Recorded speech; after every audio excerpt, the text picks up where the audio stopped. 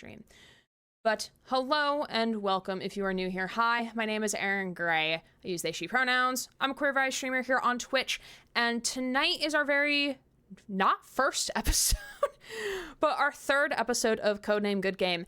And tonight we're going to be talking to our guest about the series of Danganronpa, but we will be narrowing in on V3 Killing Harmony, which is the third in the trilogy of mainline games. I do encourage y'all in chat to ask questions. We will be covering base questions of what is the plot of the game, what is it, what's some of the lore. We're gonna try not to dive into 2 hours of straight lore, because we could, but we're probably gonna try to focus more on like the end game and what happens in V3, because there's a lot that happens in V3 and it's going to be a fun time. So Susie did put into the chat, if you are interested in signing up to talk about your favorite game and be a part of Codename Good Game, you're more than welcome to do so. There's the Google form link in the chat, or if you're watching this as a VOD, it will be in the description of this video. But without further ado, let's start this interview.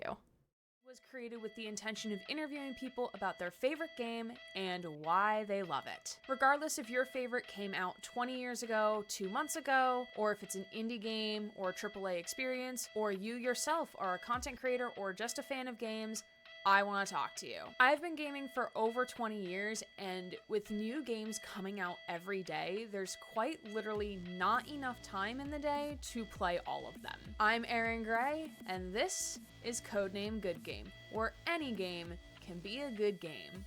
Let's load in.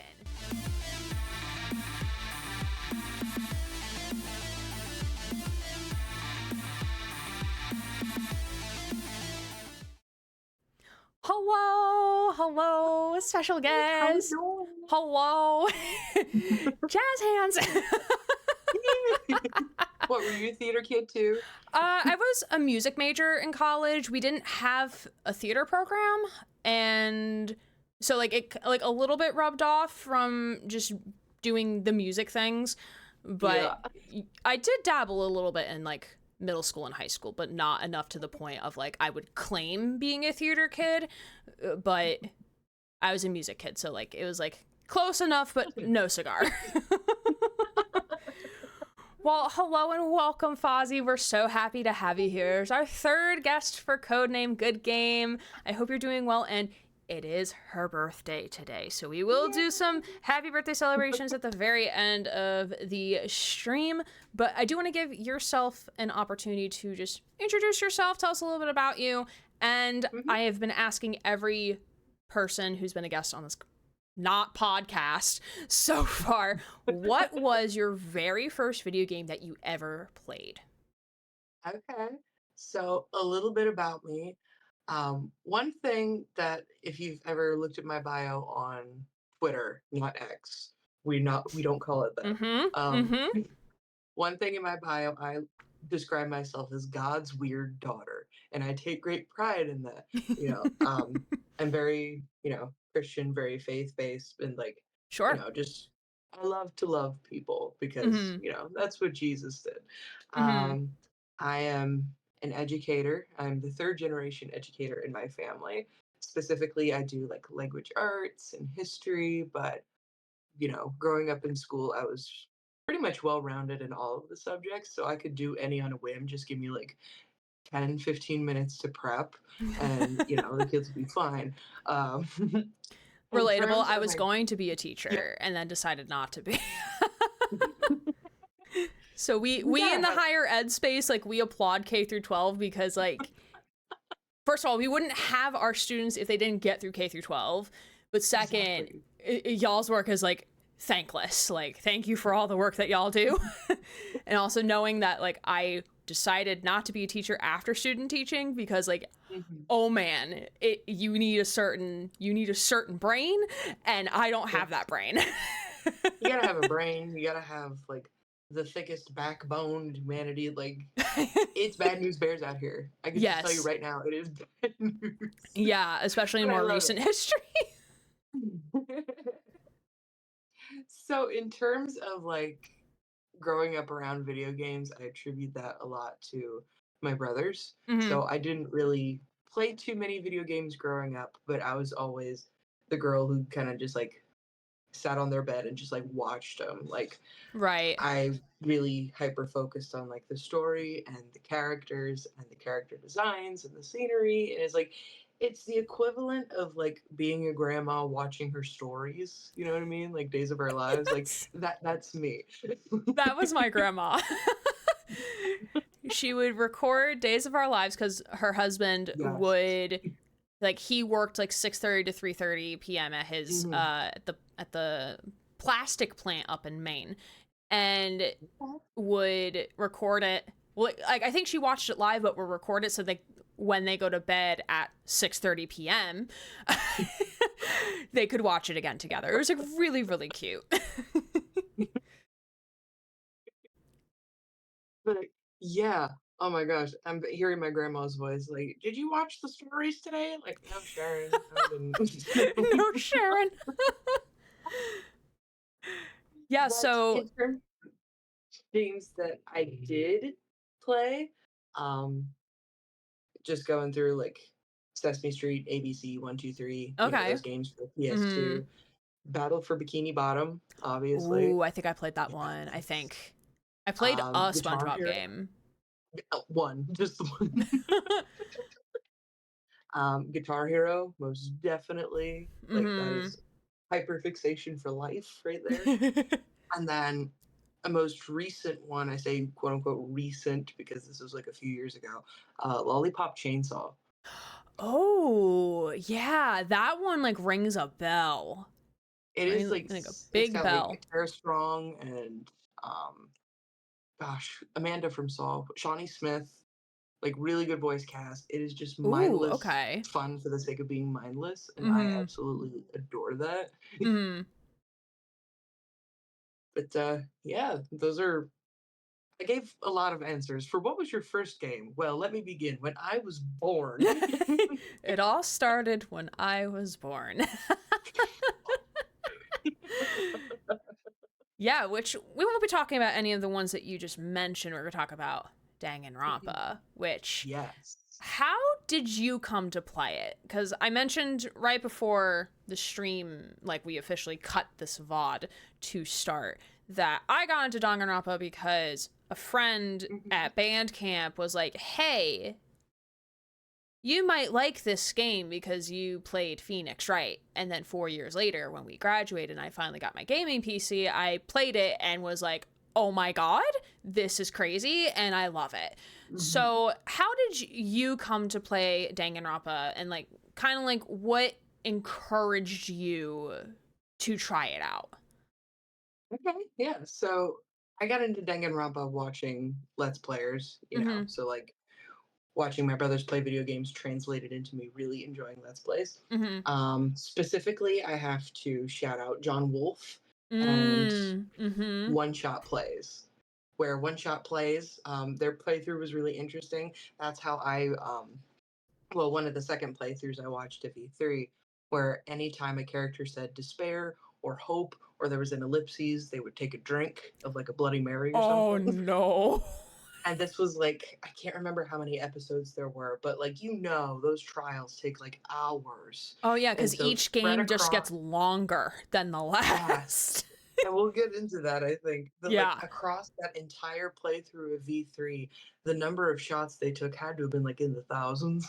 Oh yeah, especially when you're combining hope, despair, and ellipses, because there's a lot of Mhm. all three of those. Yeah, A like I can lot. imagine. Also, I did not know John Wolfe played this because like I You did. grew up watching John Wolfe for like indie horror, just horror speaking generally because I'm not a horror person.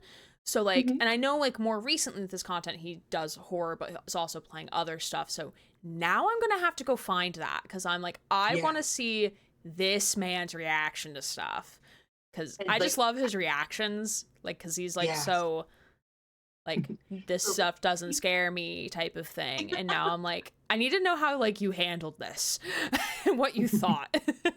well, I hate to spoil it, but I believe he did play it before, but the entire playthrough is like him and his wife, and she is going in like absolutely blind. Oh, okay, so like And it is he's sitting there rich. quietly like I know what's Yeah. gonna happen, and She's like, then the I don't wife know is like, okay, that'll be fun. That'll be fun to watch. Now I have to go find it. Totally. So then I assume like you watched the Let's Plays and then eventually you played it for yourself, right? Um, I don't think I have, honestly, but Okay, like, that's okay. yeah, I think you can still appreciate a game and Yeah. just, not play it. Yeah. Um, Like I can but appreciate Outlast for what it is, even though I will never ever play Outlast. exactly.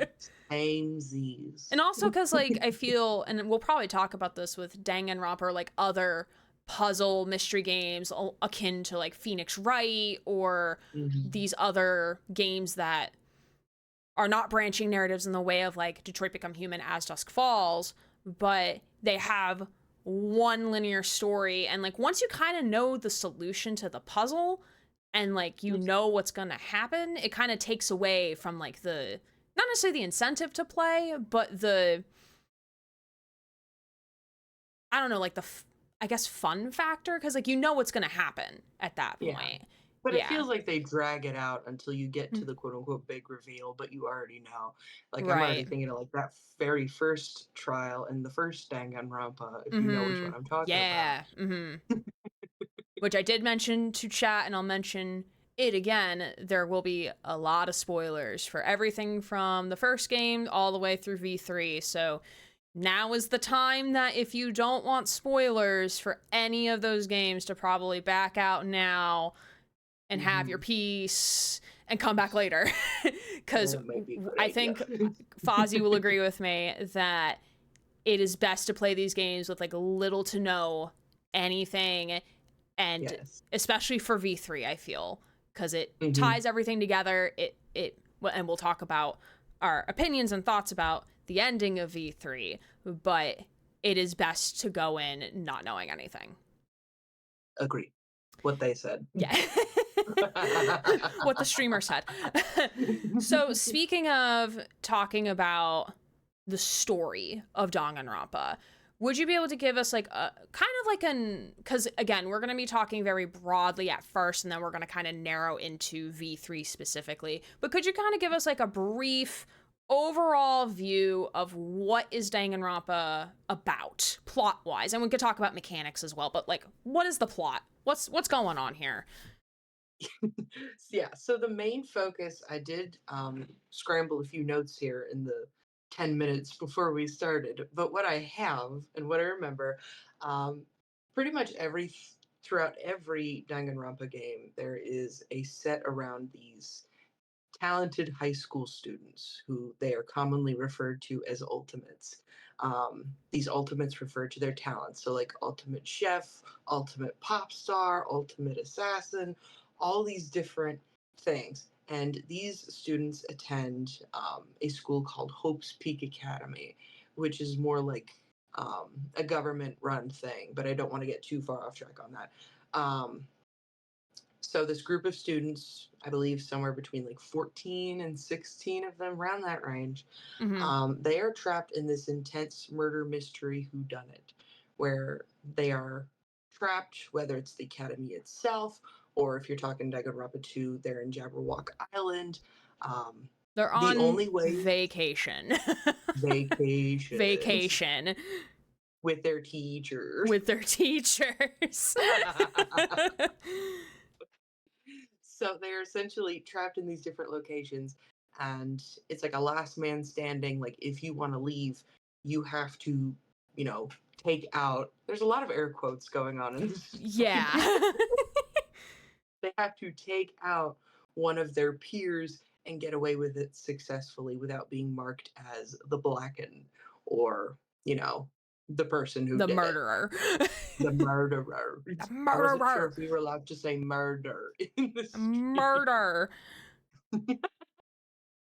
And the setup for each, the game is divided into different chapters, and it follows a certain like pattern. So you start with school life, where you get to know some of the different characters, get into a little bit of shenanigans, what have you, leading up to the body discovery and the murder site. Um, Then it leads into investigation where you gather all your clues, talk to different witnesses, get everything set up for that final part being the class trial, which the class trial is going to take up most of your time because I think Aaron and I can agree that some of these trials last like hours, They the can. least maybe Yeah. an hour. Yeah, I distinctly remember when I was streaming it and also something interesting that Danganronpa does, I'm not sure if this is the same in the Japanese version, but in the English version, everything in the trial is voice acted, but then everything Yeah. outside of the trial is not, which meant everything outside of the trial I had to read aloud so that Mm-hmm. chat would know what's happening, especially if like someone's not looking at the screen or can't see what's going on the screen. Yeah. So it took me a lot longer to get through the games, but like I can attest that once you get like the first couple of trials in each game are relatively short in comparison to the latter half of the trials because there's a lot more going on. And especially Oh, as the games progress, the games naturally get longer and the trials get longer. So I remember, I think, again, the same friend, because he watched me play all of the games. When I got to V3, and especially I think those last two trials, he's like, Gray, you're gonna need like 4 to 5 hours. Like, especially considering stream yeah. shenaniganry, he was like, you're gonna need like a good 6 hours for this trial. I'm like, no. And he's like, yeah. I'm like, oh no. Oh no. And that was before I was taking like consistent breaks during my stream. So like I was raw dogging going for 6 hours straight with no break in sight. I don't know how I did it. It must have been the grad school energy of just like, we're just gonna get through this and this like we'll see each other on the other side type of thing. But it was wild. But yeah, I think I don't want to add anything unless if you're good and if you didn't have No, anything else. yeah, like just touching on what you said about like the trials do get longer and longer. We're not even like accounting for the repetition of like the murder happened in my room. My room, yes, my room. His room, yes, my Yeah. room. How do we know it was in his Like room? the Insert standard in-game visual proving your novel point. stuff, yeah. It's cylindrical talking, just round and round in circles. And it like I guess it kind of makes sense if you're trying to get like 14 other students on your side and see where you're coming from. You're going to have to like talk in circles. But it does get annoying. Right. I'm very much due for a replay. Not just for like achievement purposes, but like I just want to replay it, especially now that it's been a few years. Mhm. Cause like I'm pretty sure like I'll probably remember as I start playing, like, oh, this is the victim, this is the murderer. But I might forget those like in between pieces of like, okay, how do we get here? Because there was Yeah. definitely moments in my first playthrough of the games where I had already made the leap in logic that they were looking for, but there was a step in the middle that needed to be accomplished for everyone else to trigger this leap in logic for the actual cast of characters. So like that part Yes. is frustrating as like the player of like I already know what the solution is even in a first playthrough, but like what is the leap of logic that they're looking for to get there type of thing.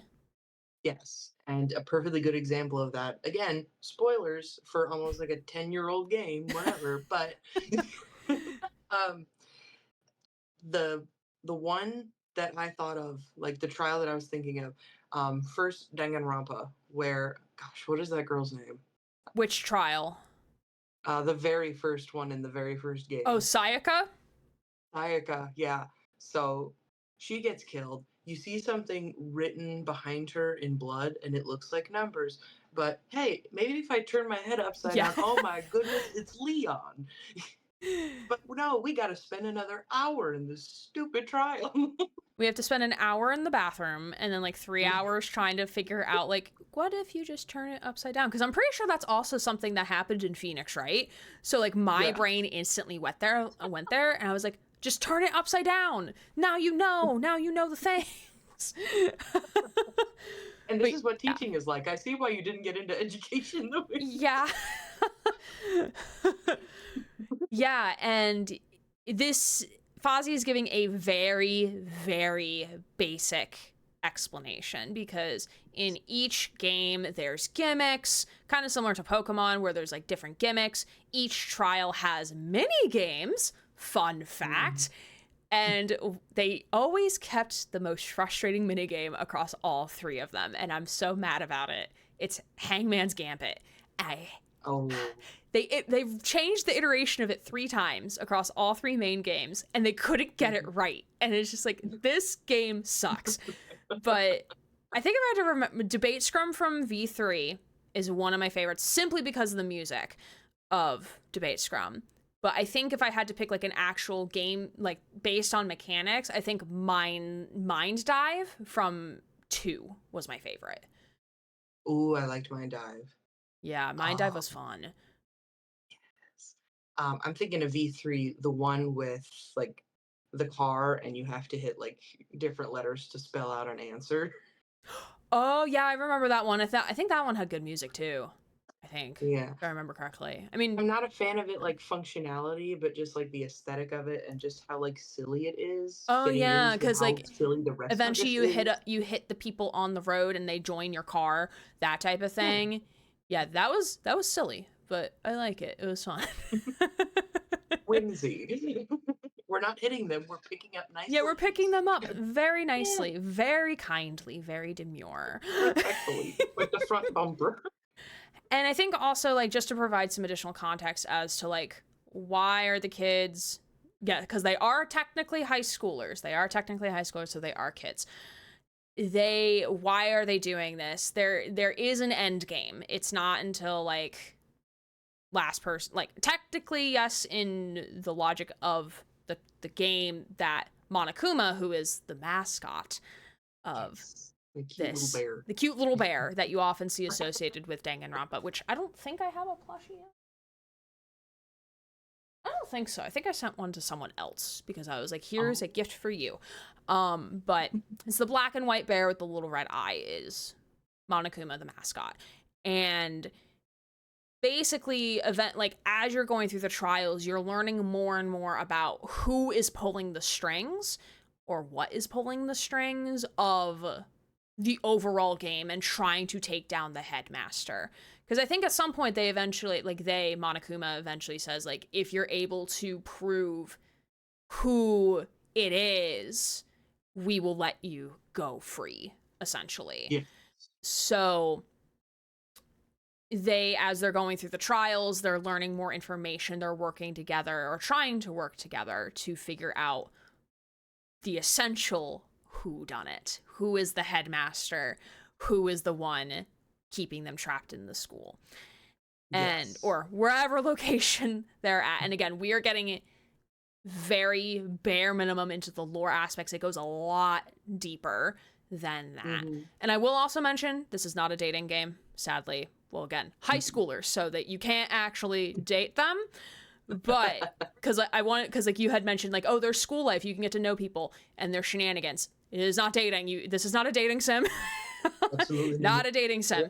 No. But you get to know your classmates, and I think they're like, you get like coins or something for like getting to know classmates and stuff like that, and affinities grow, which I think in each of the games, like, the affinities serve like a different purpose, and set, like, I think some are like collectibles for like achievement purposes, that type of thing.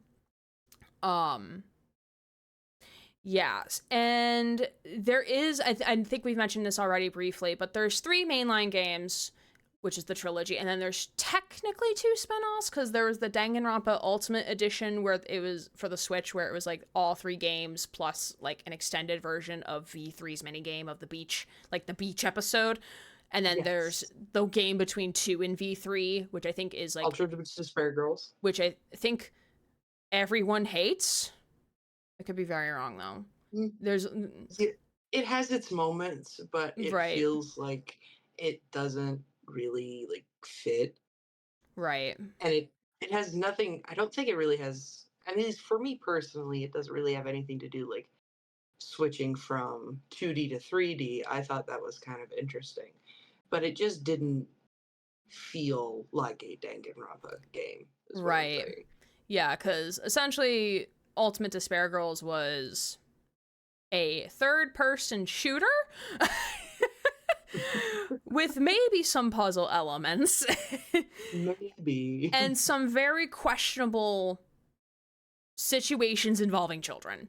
Like children younger than the teenagers in the mainline games. If you want to check out my playthrough, you can see it on YouTube. It was very questionable. Added some good lore to the overall series, but very questionable at times. But Agreed. My question to you is, which would you say is your favorite game? Danganronpa V3, Filling Harmony, is my favorite of all three. Okay, and we'll probably dive more into that one once we talk more about, like, what is it about. But I had like some other fun questions because, like, we talked about, like, a little bit about the game mechanics and stuff. So, like, who would you say your top three favorite characters are? Oh, okay. Kaito Momota, Luminary of the Stars. He's top number one. Wait, who? Makoto Kaito? Naegi. Wait, Kaito. Wait, V3 Kaito? Yeah. Oh, the astronaut, right? Okay. Now it's coming back. Okay. Yeah. He's great. Love him. Yes. And then Makoto Naegi. First game's protagonist. Yes, also great choice. And then the name is slipping me right now, but the guy from Danganronpa 2 was like the blonde hair. He has the same voice actor, Bryce Papenbrook, as Makoto Naegi. He's the weird one. He's got like the green jacket. Oh my gosh, what's his name? Oh wait, I have him up on my. I have a thing over here, a banner with him. Oh, not Makoto. Nagito. Komaeda. Nagito, yes. Yes, I love him. Which isn't that an anagram for Makoto Naegi? Oh my gosh, is it? I think so. Because I think it might be a plot point in the second game. Well, it makes sense why they got Bryce Papenbrook to voice both of these guys. The game series also does reuse, especially for the English cast, they do reuse voice actors. So, like, Byakuya, cannot remember last name, who's the ultimate, like, bureaucrat, essentially. It's the same voice actor as another... or has the same voice as a character from V3, which I cannot remember off the top of my head who it is. Because I remember my chat when I met all of the characters for the first time was like, let's do the voice acting guessing game of guessing where have you heard this voice before? Yes. I don't remember a lot of the characters, but Nagito is definitely one of my favorites, along with Gundam Tanaka from the second game, who is... And his 4 Dark Devas of Destruction. His 4 Dark Devas of Destruction being his little hamsters, because he's the ultimate animal breeder. Even though in the English version it's like ultimate breeder, is the ultimate animal breeder. I'm glad they specified that in the English version. Yeah. But I have a signed print on my wall at work from his actor. His actor's great. I love his actor. Because his actor voices Ryoma from the third game. Oh my gosh, really? Mm-hmm. Yeah, Chris, I cannot pronounce his last name for the life of me, but he voices Gundam and Ryoma, which is also very fun. Because when I heard Ryoma speak, I'm like, oh, this is Chris. This is Gundam's voice actor. And I thought it was weird when, like, once we get into V3, Shuichi Saihara, who is one of the protagonists, same voice actor as Leon from the very first game. Oh, interesting. Yeah, so it's fun how, like, they reuse actors like that, and also provides them more work and stuff like that, which is always fun. Like, if you enjoy using the voice actor, use them again. Show off their talents. Yes. Do not use AI to voice things. Yeah, do not use AI. Good. Never. Ever. Don't use AI. Get real people. Mm-hmm. And also another fun question before we get into more of, like, the thick of, like, the plot and stuff like that.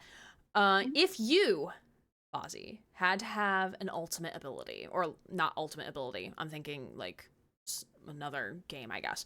But if you were an ultimate in something, what would yours be?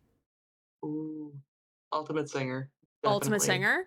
I love Yes, that. I did choir, musical theater for 2 years, um, and I've also sung at, like, community events and even just in my own home, and, like, not to toot my own horn, but I'm pretty good, as I No, have been toot your told. horn, toot your horn. We love that That's here. a But yeah, I would say either ultimate gamer or probably ultimate academic advisor, even though like for advising, I'm like, you're the best academic advisor I'm that has fine. ever advisored. I'm fine. Everything's fine. Ooh, but yeah, and just to reiterate, the ultimates are, as Fozzie said earlier, the ultimates are basically the talent that each student has. And we did say the ultimate chef, ultimate animal breeder, there's ultimate detective from the first game, which we actually in the first game we don't find out she's the ultimate detective until much later because like she had no Yes. memory of knowing what her ultimate was, which perfectly leads into the next question I had Mhm. regarding Danganronpa, because generally the trial system, as we described, very long, lots of mini games, very much sometimes beat around the bush, trying to convince people to believe you because you are the Yes. protagonist. You're trying to get people to be on your side with things. And we often see with the trials, there's always some sort of like plot twist or like big reveal that tends to lead to the solution. And I know for me, when I was playing the game, they often came and were just like subverted expectations, did not expect it whatsoever, but it's like a game changer. Then things start to make sense. It's usually like the one key piece that you're missing. So talking about thinking of like all these different ways that they included these different mysteries. So like with her name's not, I don't think it's Kiriko. That's Overwatch. I don't think her name was Kiriko. But Ultimate Detective, we find like we don't know her ultimate in the very beginning, so like naturally we're very sus of her, and then we find out, oh, she is the Ultimate Detective. And talking about the trials, what do you think your favorite trial was, or your favorite moment from a trial, whether it be because of a plot twist or whatever reason, essentially? Okay. So, I wanna hold off on saying from the very final trial of Danganronpa V3 Sure. because there That's a are cluster. yes, That's its but own category. if we're talking, like, other trials, personally for me, for V3, it is a tie between the one with Mew and Gonta, Gokuhara, Mm-hmm. who I love my big Tarzan man, I love him. Yeah. Um, and then the next to last one with you're trying to figure out like there's these exisol like robot things that the Oh, monocubs that will get into one. battle and you have to Yeah. figure out if it's Kokichi in there or if it's Kaito in there. And like That I one. remember Yeah. like flipping back and forth and being just like so emotionally invested in a trial and being so emotionally invested in Kokichi, who I'll be honest, I didn't really like. Same. But he Valid wasn't opinion. boring. He was not Oh, boring. he was not. He was like the Nagito of V3, in my opinion, in terms of like he was giving antagonist vibes, but the entire time he's actually trying to assist with things going on. He was just being a little tease about it. Yeah, He and you was just get the vibe being that he knows something, but he never says because he wants to keep up the mystery. mm-hmm. He wanted to keep the act. Yeah. Yes. I think I would say the most memorable trial for me was, I don't remember who was murdered, but it was Gundam's trial in Danganronpa 2, because the reason why it was so memorable, because and there's a clip somewhere on my channel where we had to point the finger at somebody, and I refused to point the finger at Gundam because Yes. I refused to believe that Gundam would commit the crime, because I loved him. He was my favorite. He Yeah. was my baby, my precious baby boy. So The I fact that had the game gone makes through you do that. the game makes you do that. It makes you betray the ones you love and care about. And again, ultimately, it's the plot twists. It's the twist of, oh, this, like, it makes you narrow down, like, this is the only way it would make sense, even if it's, like, you can't believe it, or, like, you don't think their motives would align in terms of that. Because they all, in the end, have a reason for why they do what they do. But that moment, like, I started tearing up because I'm like, I don't want to see him die. Because, like, he was my favorite. Yeah. I wanted to see him get to the end. But then he did it, and I was like, my baby! And it's even worse when, like, they get to the cutscene of, like, his punishment time, Oh, and, yeah. he's dying, and, like, isn't, like, a bunch of, like, angel animals just raising his soul up to heaven because he did, like, a Yeah, I got ritual chills. circle in time? Yeah. Because he took care of That so many. Yeah. He had to say goodbye to those little dark days of Yeah. destruction. He told someone else to watch over them for him. I forget who it was. I think it was one of the female remaining characters, I think. I could be wrong, though. Could be. Maybe Chiaki, I don't know. Oh, I think it Hmm. was Chiaki. I think he asked Oh, her, who is the ultimate gamer? My yes, gamer Chiaki. girl. Love her. Yeah. There's something else about that one I wanted to say, but I don't remember what it was.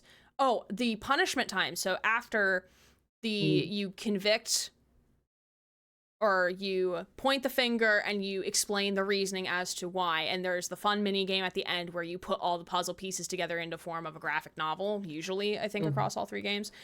Then, as long as everyone votes in favor, then, or voting for, like, the person who did it, then they get a punishment. And usually the punishment is associated with their ultimate. So Yeah. that makes it very fun to see how, like, the creativeness of the punishment, because the one Yes. that comes distinctly to my head is the very first trial in V3. Yes. That one messed me up so Yeah. bad. So that one, which will kind of pivot us to the next question as well, but I'll kind of Mhm. explain it. Or I'll let you explain it. Do you want to talk about what happens in the first trial? Yes. So the very first trial, there is, oh my gosh, what's his name? Um, a character by the name of Rantaro Amami is murdered in this library sort of thing. And the rest of the classmates have no idea what his ultimate was. Oh, yeah, that's right. I forgot they also didn't know. Yes. And there was like, they had to get somebody in like a specific time limit or less, uh, or like, unless like everybody would die if like that clock ran out. Oh, the time to start the killing game. The music played Yeah. over and over and over The whole time. the whole time. It is a bop. That piece of it, music's a it is bop. a bop for the ages. It really is. So they get to the class trial of this whole thing, and it turns out like what you come to find out, you are playing as Kaede Agamatsu, which is technically the first female protagonist of a Danganronpa game, but not for long. But not for long, because Not our for long. expectations are subverted. Yes. So looking at, you know, the evidence, the shot put ball, the Rube Goldberg machine thing of Oh, like yeah. books being stacked in the path. Um, it is ultimately pointed out that Kaede did it. And that's when, our protagonist shifts from Kaede to Shuichi Saihara. And that first trial in the game just really set the tone of like, we're not messing around. And even the punishment time, going back to that. So Kaede Agamatsu is like the ultimate pianist. Like she's really good at piano. And they play And Claire her de whole, Lune. They play yes, Claire de I Lune. can't hear Claire de Lune anymore without crying. Thanks, Spike Chunsoft. Love that. um, so it is, so some sort of like chain thing. Like it grabs her, it's around her neck. They lift her up into the air. There's this big piano, and of course, Monokuma's leading this orchestra. And they're essentially like hanging her while moving her to different keys. And it sounds very out of tune. So it's not only using her ultimate against her, but also, like her fear of messing up and sounding Mm-hmm. imperfect because she takes great pride in her piano playing. And like it's just awful. Yeah. It's awful all around. And it's like that's the first time we ever see like the protagonist that we are supposed to be playing as die And they and get do poisoned. it so well. They do. Cause there's moments like as you're playing it, there's like these little like I don't want to say gaps in time, because it's not really like a Mhm. gap in time, but like there's like a moment where like because like Suichi and Kaede are kind of like buddies at the very beginning, because like Yes. Suichi is very unsure of himself, he's very not confident, and Kaede is like kind of like you are playing as Kaede are kind of like goading him along, like hey, like it's gonna be fine, like we're gonna get through this, like let's work together, that type of thing. So like they hear a noise down in the basement where this library is, where the murder takes place, or they're trying to see, or let me back up a little bit. The people are trying to not necessarily set a trap, but they're Hmm. trying to set a trap, essentially. Yeah. And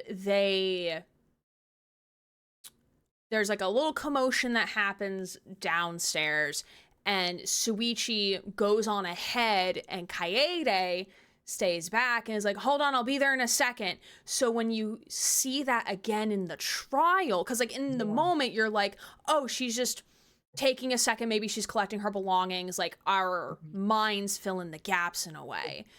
And it specifically says when you go back through the option again and it does that flashback, it says like I dropped everything I was holding and ran downstairs. So it's very implicating even in the dialogue and the narration.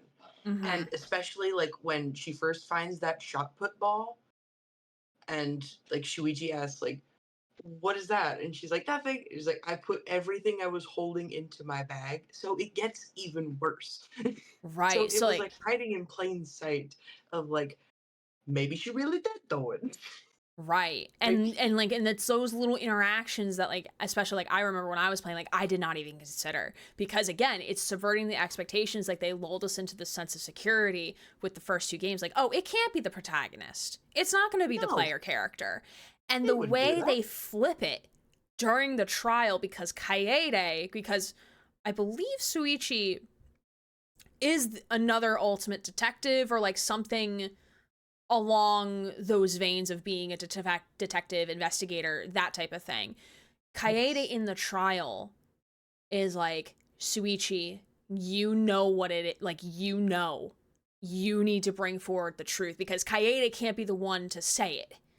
She can't Yeah. out herself, right? So she's like calling to Suichi like, you need to be the one, and then we pivot perspective to now being in Suichi's Yes. shoes, and Like then the lights start going off one by one, and then like her picture goes away, cuts to black, and all of a sudden we get like this blue black setup, like Shuichi colors, and there's his picture, and you're like, what's happening? mm-hmm. It was so well done. Very well One done. of the biggest twists that I recall from the game, and it's like it stuck with me because it's like, This is the wow. first trial, The ladies and first gentlemen. This trial is the of this is first your one. intro trial. This is the one where it's like, all right, tutorial sequence. If you've never played a Danganronpa game, but like you should before that one, because you're gonna need the lore behind it to understand anything in the later trials, but just in case. Like it's so wild. Like they really outdid themselves in a way, especially when you get to the final two trials with what Yes. you're talking about before with like who's in the thing, who got crushed, and then the final trial. And now we're going to kind of pivot more into V3, because V3, again, this is the end of the trilogy, and each game in the main series like does have like I guess the happy ending where like yay, the remaining survivors get out, yay. But like Get there's out. not really like a like I mean 2 to V3 there wasn't really like I don't think I mean there was like a little bit of like a kind of like there's more things happening here, but that was more, I think, for the anime that corresponded, not so much like a third game, if I recall correctly. So like V3's plot really was to wrap out the series.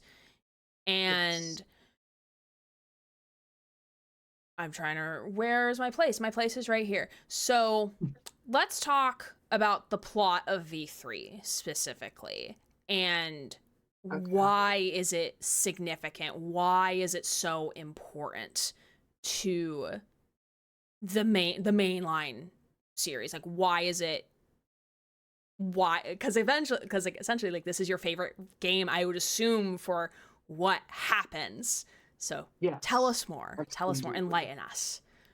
So V3 Killing Harmony, it starts out,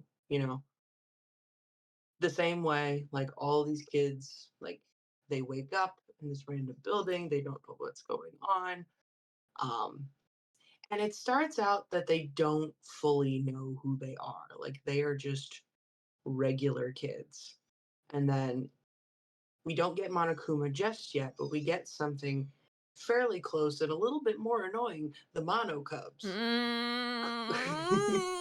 Who essentially, they're like, you guys don't know your ultimates yet? Why aren't you in costume? Which we'll get into that, by the way, because that's a whole thing.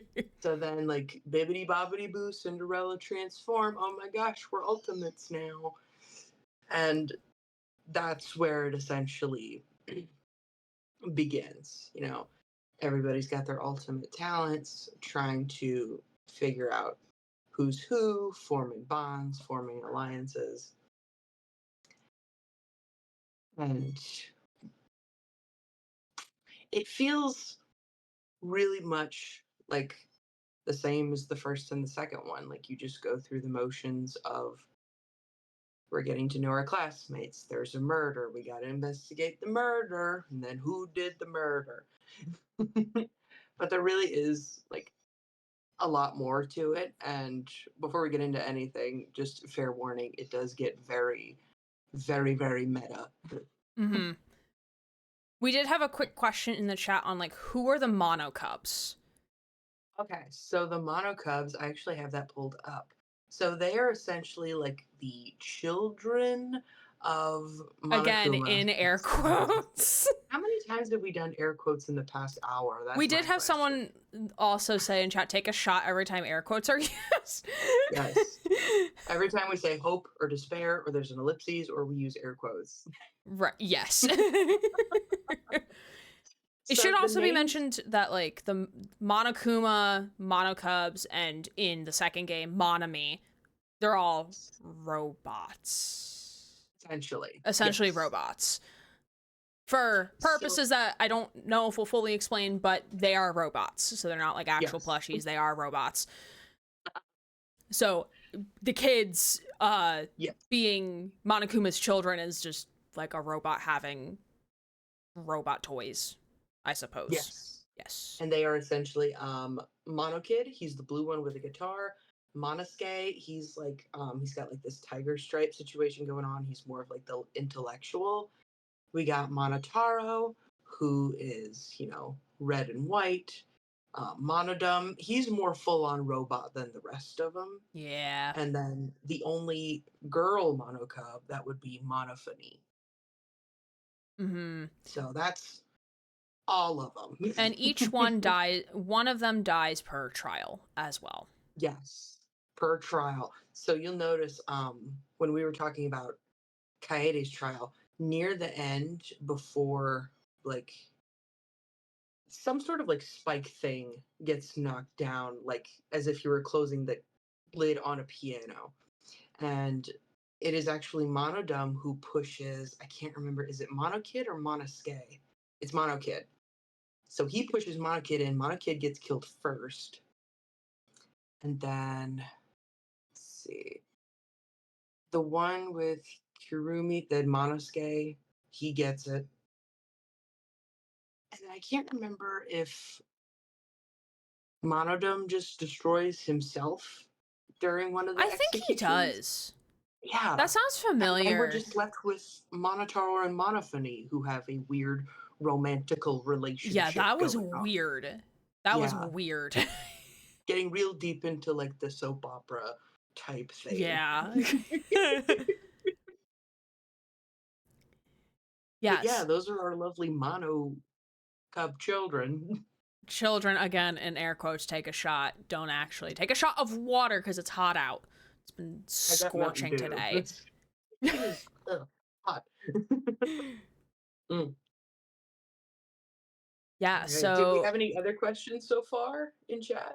no, we're good on questions right now. So I think we're Sweet. good to actually we are about an hour into the stream if you would like to take a 5-minute break. I'm good. I'm ready to keep chugging along, All right, actually. cool. Let's keep going. Yeah. So yeah, Okay. let's keep going into the plot of V3. So we were talking about like how they didn't know what their ultimates are, and then they did boom, Cinderella transformation. They now have ultimates. They are now in costume, and they go through the first trial with Kaede, and then protagonist switch. So let's keep going from there. Yes. One thing I also forgot to mention is that I believe for each trial there's something called blood perks, if I'm remembering that correctly. Oh, that's a good question. Can't remember Oh, what because the it's like first. additional, and I think this is like the affinity thing where like if you level up Yes. affinity with Hmm. another classmate, then you get like their perk or something Hmm. where it helps you with something, with some aspect in the trial, I think. Have a benefit to you in some way. Mm-hmm. Or just like giving motivations. Like I'm thinking of, the motivational videos like who's the most important person in your life? And that gives you motivation of like, yeah, I Right. need to get out of here. Yeah. Oh, yeah, that's right. Oh, I forgot about those. How could you forget? The one with Ryoma's was like depressing. Oh my God.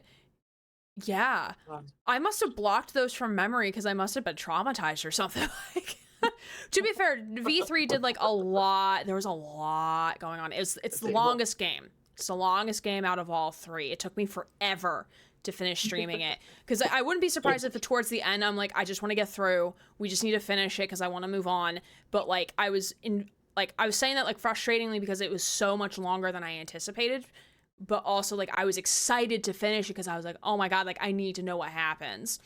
She has pupper. yeah, I have one pupper. He's very dumb, but he's my son. I love We do him. love him. I was just clarifying what ultimates were because Susie's equating them to like ultimates in Overwatch, where it's like it's a power that you use that is like your Oh, best ability.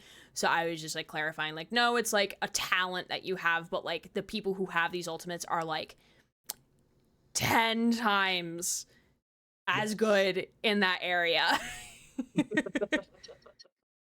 What kind of game is Danganronpa? I've only ever heard of it and never seen a playthrough. Visual novel puzzle mystery. Yes.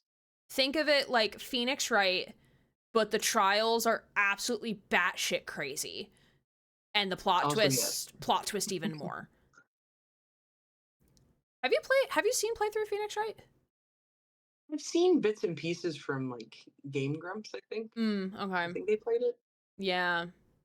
So Japan in a nutshell, I would not know. I would not know, Susie. Yeah, good game series.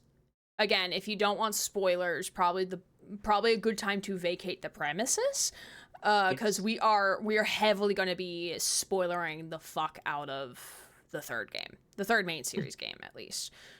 Um, all right, let's dive back in. So, Okay. talking us through the plot of V3. Okay. So you get a little bit more into something that is brought up in the first game, which is, what's going on outside of the school. Now, the Mm-hmm. school in V3, it's essentially like Stephen King's Under the Dome, where it is Hope Speak Academy in this big dome. No one can get in or out. At Everything least they this time need you is can go outside. Like, because in the Yes. first game, like, you're trapped in the school building, you're there, you cannot go outside, and then the second game, you're on a series of islands. So at least in this game, like, you can go outside. Yeah. Not like you can get Outside. anywhere, but you can go outside. So it really dives into the lore of the first and the second game, specifically talking about an apocalyptic event called the biggest, most awful, most tragic event in human history, where society just collapses under despair, um, and the ultimate despair being led by a young girl by the name of Junko Enoshima, who is actually one of the students who was in the first game. Who we then find out at the end of the first game that she was the headmaster, so the mastermind behind it all. Yes. And she also makes an appearance near the end of the second game, Danganronpa 2 Goodbye Despair, where she's like this giant Oh, I mecha forgot about Junko. that. Now I How could vividly you remember forget? it now that you mention it. Again, There's another so many memory I things must have blocked for some reason. And she's like talking in the cell phone and talking about like the concept of like graduation and getting your memories back. So like pretty much you sense a pattern of like Junko Enoshima is the headmaster and the villain behind all of this. Mm-hmm. And technically, you see that again in this game, the third one, but it turns it on its head. You know what I mean? Mm-hmm. So it's solving more of these murders, marking the black end, and, going through the motions, digging through that lore. You get really attached to the characters in this one. Like, you forget that they're characters because, and I know we talked about they're like high school kids. It feels like there is a part in V3 where you build your relationship with them and you get like these like love sweet scenes where like nothing happens, but Right. you just get more personal dialogue with them. Like, I And think you more get more, personal than in prior games, too. Like, you learn more about, yes. like, what they want. Like, their wants and desires, in a Hmm. way. Like, what are their dreams and their goals? And I feel like V3 really does put an emphasis on these outside of trial moments between like a certain, like yourself as Suichi with his group of friends. Yes. And that really is what makes the end of V3 hit so much harder when you get so invested in these characters and that big twist happens. You can't help but be filled with despair, Despair. frankly. Take a Take drink a of shot. water, chat. Great. Which I'm Mm, also going to do right now. yeah, there we go.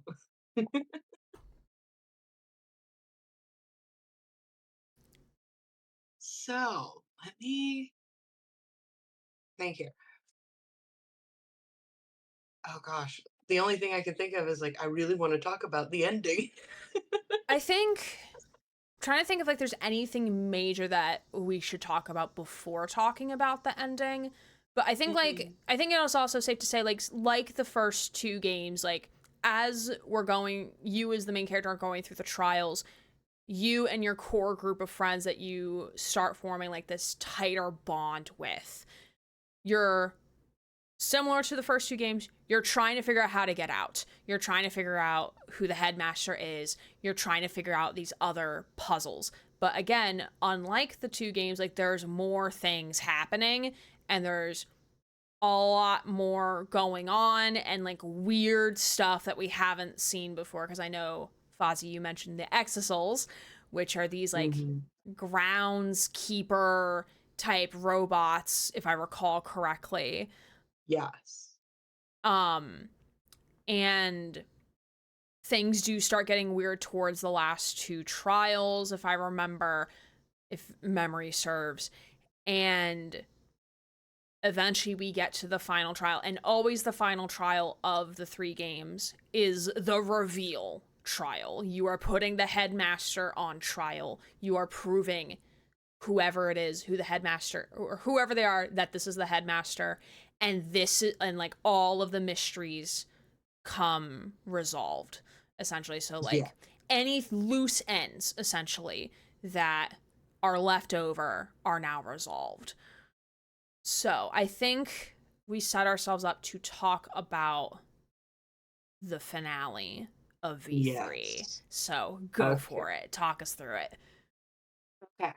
So, after losing so many characters that you grow so emotionally vested in, we are left with, I believe, four. So we have Shuichi, our protagonist. We have, let's see, who's that? Kimiko, I believe, who's like the ultimate magician, ultimate witch. Kimiko, Um, yeah, I remember her. Little yeah, redhead with the witch's hat. yeah, I love her. She's so cute. Ma- she is. We also got Maki Roll, who is just as cute, Maki Hmm. Harukawa, and Kibo, who is a robot creation of another one of my favorite characters, Miu Iruma. Wait, isn't there 5?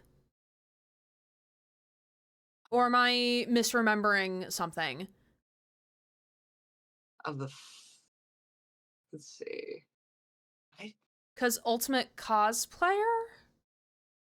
yes, oh my gosh, ultimate cosplayer. Let's see, I gosh, forget her name. But Kibo's the ultimate robot, Samugi Shirogane, ultimate and cosplayer. Maki was ultimate assassin? Yes. Well, she was technically called ultimate babysitter at the Babysitter. beginning before Kokichi outed her. Mm-hmm. Right. Because that was also another, like, probably like a more of a minor twist, Hmm. but still a twist. Yeah. I feel like it was kind of something we saw coming because it's like, there's no way a girl with this bad attitude would be a Is a babysitter. babysitter. Right, there's no way. And like there's also like good to mention like every person, every character has like a room in the, I almost said house. It's not, this is not Love Island. Has a room in the school or perhaps like on the property of the school that it relates to their ultimate, and you as the character unlock certain rooms in a Yes. very specific order. So some Yes. you unlock very early, some you don't unlock until like the very end. And unlocking these rooms helps you figure out different things. So like when we go into Maki's room, we see, oh, this is not babysitter shit. This is murder shit. Oh no. This is poison. This is And poison. And usually like also those rooms I feel always have like some relation to what the trial is going, like those rooms that you unlock often relate to what the trial is going to be about, or like they're going to be related somehow. So whether it be the murder weapon comes from the ultimate assassin's room or the murder takes place in someone else's room, it's that the way they just do that is just so good, because it's like, you know, when you first enter those rooms, especially once you start noticing the pattern, that oh, something's gonna happen. I wonder how they're gonna do the things. right, it kind of plants a seed in your head of like, could they be another victim or could they be the blackened? I don't know. Hmm. But it's very effective, like aiding in foreshadowing and just getting you thinking. And also just makes it really creative. It does. And like Yeah. some of these rooms, like you can tell, like the creative people behind this really put some thought into how they wanted these rooms to look and how to Right. really reflect who the characters are and what they really hold dear to them. Right. Yeah. So all right. So we're left with the core 5. Yes, the core five. Um, and they are trying to, once again, figure out the mastermind behind all of this.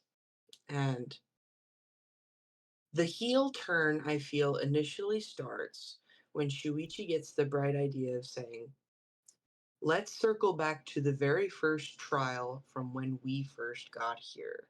Let's go back to that murder in the library when we lost Rantaro, um, who his ultimate was like Ultimate the survivor. ultimate survivor. So he's been in killing games before. Hmm. And like, yeah. So he's So done the they high circle school back. shtick already. Yes, definitely. So they circle back to that very first trial, and you already got to relive the memory of like, oh, Kaede did it, right? Right. Right. And you go back through all that evidence again, and you're trying to think of like, okay, so who wasn't there? And then it makes me think of when I was watching the one shot plays once they got to that part of like, who wasn't in the room? And one of the guys on that channel, he said, was Samugi in there? He's like, no, she was in the bathroom, Mhm.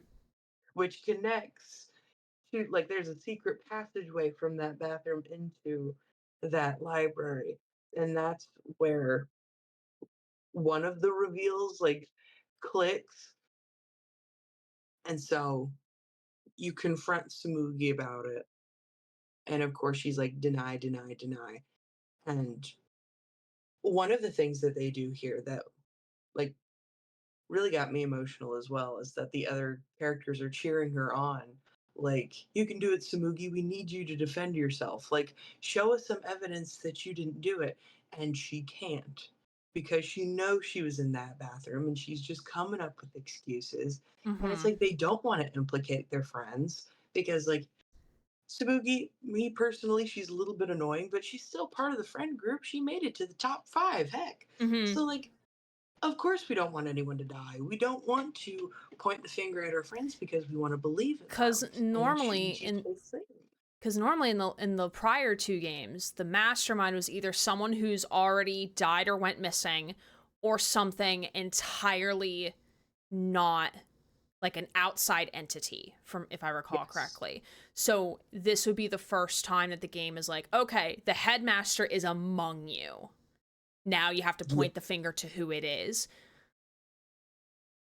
And so they ultimately point the finger at Samugi, Shirogane, and she's starting to like lose it a little bit. She's starting to panic, which you see with other characters in the franchise as well. I'm Especially once especially they thinking start getting the implicated, like you're the one who did it, and all the evidence starts lining up.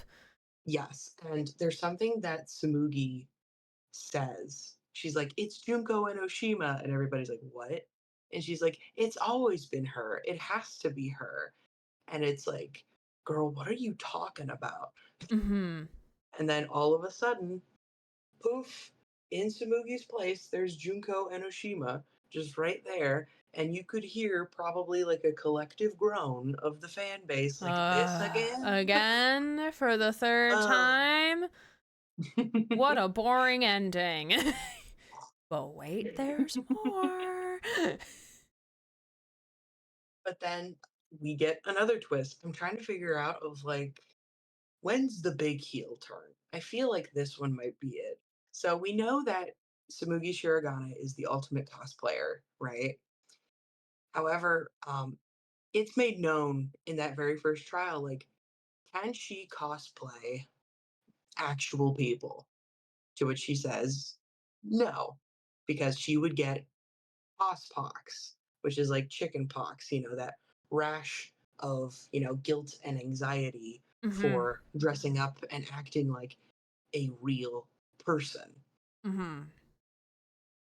So they're trying to figure out like if Junko's real, then how is she able to cosplay back and forth? And I love the animation and the way that they do it is like, all these clothes like flying around her head and Mm-hmm. like the voice switches, like it's super well done. Because they brought back Gundam's VA to do Gundam, and I was like, Yes. ah! Well, even before that, Shuichi, he's like, I don't know who you are, what you're doing. Who the heck are you? And it turns into like, oh my gosh, Hajime, Hinata. And he says, I'm me and no one else. And I like screamed. I threw my phone. I was like, this is bad. Chat, we're so Hajime! bad. Hajime is the main character from the second game. He's your pro tag. Main project. And then all of a sudden, Samugi is cosplaying all of these different characters from like Hope's Peak Academy and Jabberwock Island, but like just those two games specifically. And you start to see again, that overlap in voice actor work, like all those VAs coming back to play these other characters. Mm-hmm. And it's just heartbreaking and confusing as to why this is happening. How is she cosplaying these real people? Mm-hmm. And that's when the heel turn hits. Shuichi figures out they're not real people. It's fictional. It's all fictional. Because remember the comment way back from the Mono Cubs of, Yes. oh, where are your costumes? Why can't you remember your ultimate? Yes. Then it starts to I'm become so excited about this. unraveled. And I'm getting chills. Yes. And then on the big screens around like the trial arena thing, you see like these face cams of an audience. And you figure out that like Danganronpa is like a reality TV show type of situation. Mm-hmm. And everybody's like, who are these people? And Who it's like, are you people?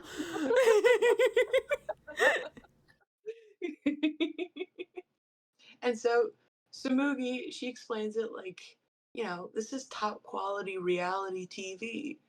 To which, like, even before the reveal of Samugi cosplaying as Junko, where Monokuma's hyping it up like, Junko Enoshima is what? And then he cuts, like, okay, time for a commercial break. Like, That was he didn't so have to say funny. that, Yeah. right?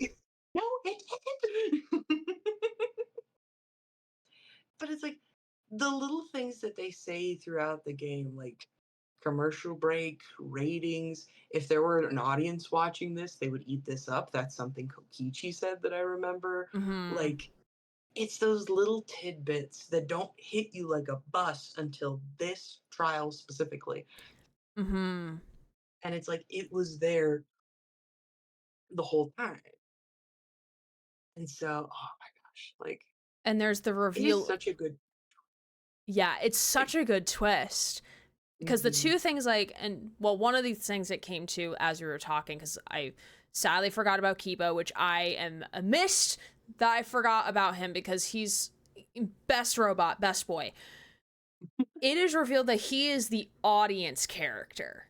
He is the Yes. stand-in for the audience. So his choices are dictated by audience voting. And his, because like we all know, like anime characters have a little cowlick. His cowlick is the antenna receiver. Because I don't know if it was this trial or some other time where his antenna got knocked off, and and he was like, he basically lost connection, which, like, again, ultimate robot. So it was Yeah. like, okay, like we gotta So put the very antenna back on, but like that is his connection to the audience.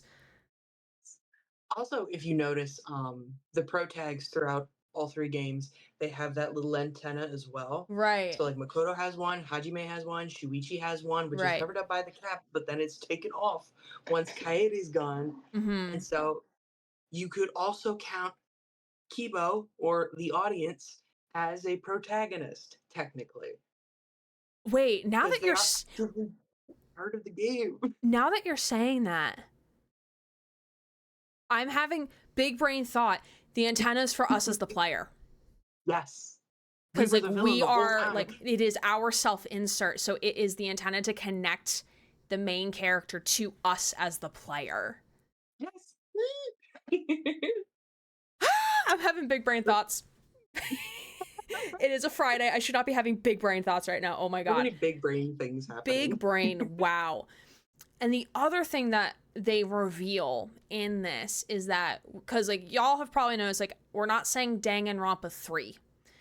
It is Danganronpa V3. So like a Yes. V and then a 3. The V is a Roman numeral. So this is Danganronpa season 53. Season 53. Season 53. But That was the moment where I had to walk away from the screen. I was like, oh my like, god, the hold V's on, of what? 5. Like, hold on, what do you mean season 53? Where are the other 51 games that I now need to play? Where are they? Which I also had a, like, I think I had this thought, I think either directly after I played this sequence, Mhm.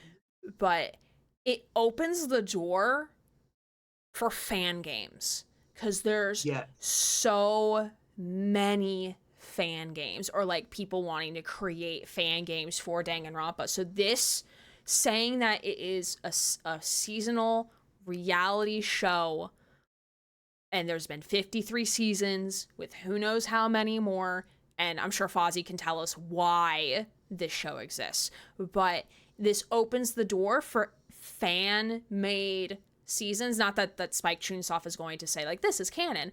It opens the door for technically your fan game, your fan fiction, your own season can be canonical to the story, which I Yeah. think is such a cool way to incorporate your fan base and the fan work that comes alongside of it without directly saying like, oh, this stuff is canon or having to create more content for it, but still honoring like, hey, you can make your own thing and it's not going to interrupt what we already have going and it's not going to Right. necessarily conflict with the story we're trying to tell. Because it really is such a big gap between, 1, 2, cut all the way to 53.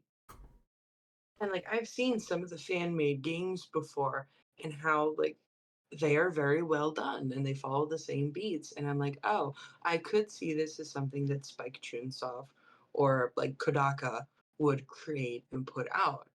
Like it makes sense. And especially for going like it's a reality TV show that there's like so much you could do with that. And I've Right. already seen some really incredible. One of them coming to mind is Project Eden, I think it is. That sounds familiar.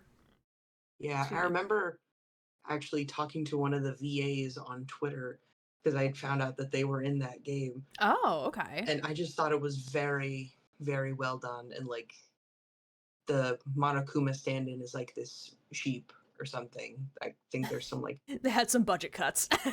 yes, They had poor we have ratings last Monokuma season, at so they had to home. cut the budget. Which does like allow like because like with the reality TV concept, like it really does add like because again like when we see long running reality shows like Survivor is what comes to mind because I remember watching that growing up with my mom on occasion. So like when you're watching like maybe like season 5 versus season 10 versus season 15, like yes, the core premise of the show stays the same. However, the gimmicks within it change or alter slightly, again, for audience ratings to keep people coming back to make it interesting.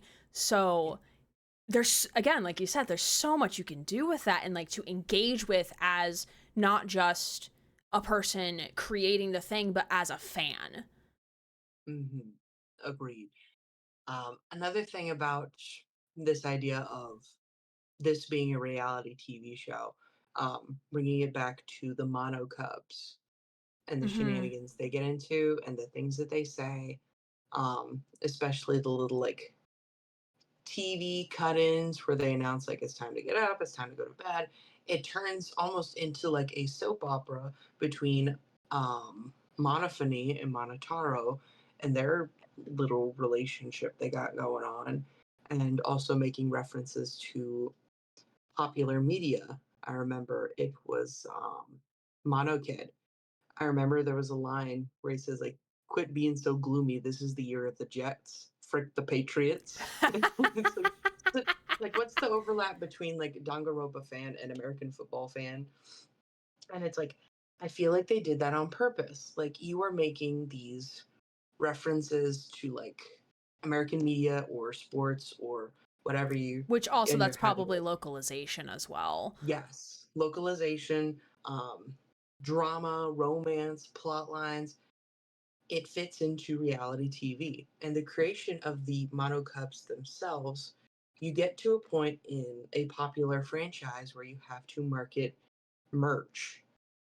You have to have things that are Yeah. marketable. So having these cute, multicolored, you know, scary Care Bears, I guess, as like characters in this reality TV show that opens the way for merchandise, making a profit off of this show, you know? Mm-hmm. And it's like, that's why these annoying little buggers exist.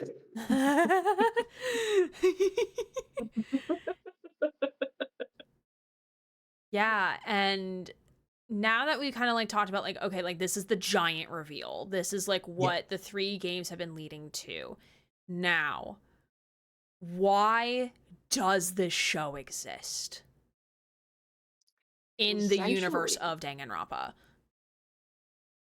I think, if I'm remembering correctly, it exists because I think it's the line Samugi says something about like, people love despair.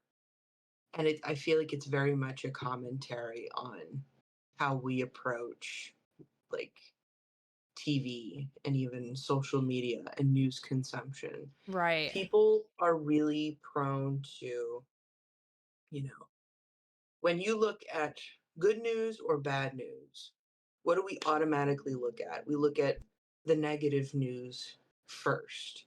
It's the thing at the very top of our feeds. It's what's trending.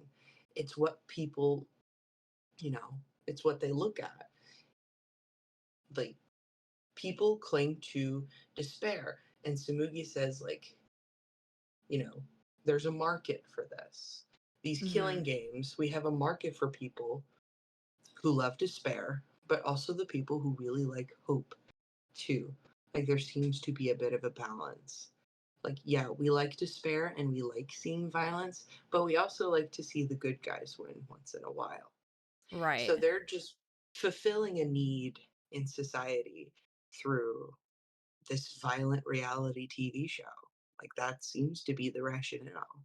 Right. And this all happens after I forgot the full name of it, but like the most awful tragic event in human Biggest, most awful, history. most tragic event in human history.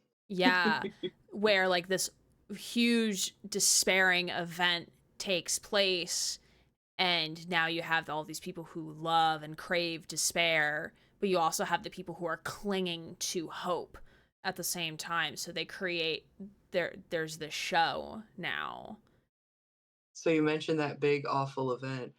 Um, I do remember another one of the twists. I believe they said like, "That world's fine." What? Biggest, most awful, most tragic event? No, that didn't happen. And so then Himiko's like, "Oh, we Oh. can go home," and they're like, "No, you can't go home because you're not real."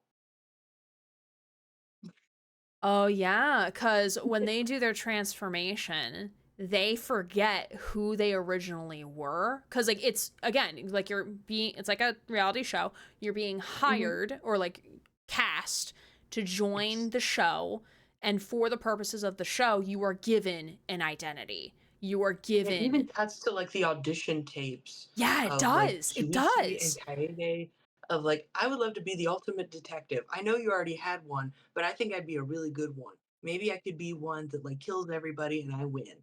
And it's like, they couldn't have said that. Like, no. Yeah, cuz like they're pitching like their ideas and like what they would do and stuff like that, and it's just like it's so cool. Yes. And they don't know if like, oh my gosh, one thing I remembered, you don't know if it's like, are they being influenced by like, what is it, these truth gun things that they use? There's a Yeah. specific name. Yeah. Flashback lights. Flashback lights, yeah. Yes. So you don't know because like everything with the flashback lights, you learn that is also a lie. Mhm. Right. Cuz it's supposed to current like to influence your behavior as the character. Yes. So the flashback lights are another part of like motivations, blood perks, That all the makes things me that have leading up wonder. to this point. Like now this is me like just like postulating and wondering out loud. Like I wonder like the producers of the show, cuz also this kind of Hmm. reminds me of there's a not reality show, but there's a show somewhere. I think it was maybe on Lifetime at one point, where it was a show about the behind the scenes of like a reality show like Love Island or something like that, but like you see it from the producer's point of view of like trying to do what they can for the ratings, but then like murder happens or like something tragic happens and now they're trying to cover for it and make up for it. So which wasn't scripted. And we know a lot of, not all reality TV, but a good amount of certain reality TV shows do have some level of scripting. So it makes me wonder, like, beyond like the scripting of like certain beats at the beginning of like each chapter, Hmm. how much of was the actual character choices Ooh. scripted? Like, did they like somehow influence like certain characters to do certain actions? Like, did they Hmm. somehow influence someone to commit a crime by like, well, we Yeah. have seen it with like the blood perks and like the videos at the very end, like the videos from home that aren't actually Hmm. videos from home, I don't think. But do like, how do they influence and get the things to happen beyond just like divine intervention, like how they have to do with the first one? Because everyone's like, we're gonna make a pact, we're not gonna kill anyone, and then they're like, all right, we're gonna have to pull our hand here and we're gonna have to force it to happen because y'all don't want to play, I guess. Hmm. But it makes me wonder, like, metagaming, of course, like how Yes. much of it would have been scripted. Well, it seems like a lot because you get to a point where even with Maki and Kaito, where even like their feelings were possibly scripted. Like the Right. whole romance, like that slow burn romance between good old Maki Roll and Kaito Momota, and like the virus that he was sick with, the virus Oh yeah. that was scripted. Her Right. feelings were possibly scripted, maybe. And it's like, is anything real? And that's when our characters fall into despair. And then you face like the most challenging mini game ever to be had. Oh, but even more than that, when they're like, we're going to stand up to you. We're not going to fight for hope or despair. They're like, Monokuma and Samugi, they're like, we're going to keep this class trial going on forever. You're just going to play forever. You're never going to leave. And my favorite part is, you know, they cut to the mini games and you just put the controller down.